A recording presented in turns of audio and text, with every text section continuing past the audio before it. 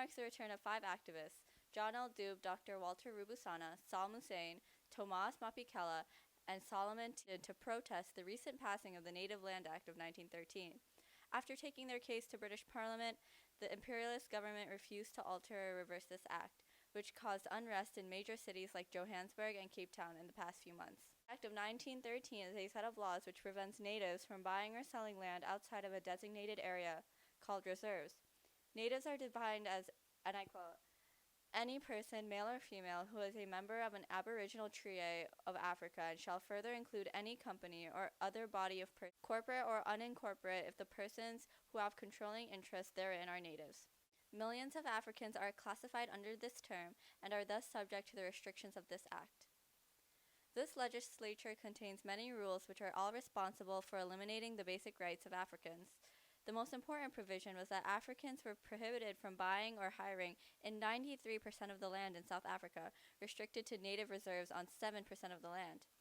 Native reserves are scheduled areas consisting of the land Africans had acquired from the South African Republic of Orange Free State, the land under the trusteeship system in Transvaal, and the land purchased in the Cape and Natal. Africans are now not only restricted from living on most of the land in the nation, but also cannot enter an agreement or a transaction involving the land of anyone classified as a non-native. However, whites are also prohibited from the native reserves as well, creating segregation. A common practice, squatting on land, where a native tenant pays for tenancy with money or sharing parts of the produce with the white farmer, is also now prohibited by the law. These Africans are being replaced by slaves and laborers, allowing the white farmers to increase their profits. Oftentimes, the land forced in possession of the natives is infertile with limited pastures for farming. Property for the Africans has sparked revolt and protest in major cities across the nation.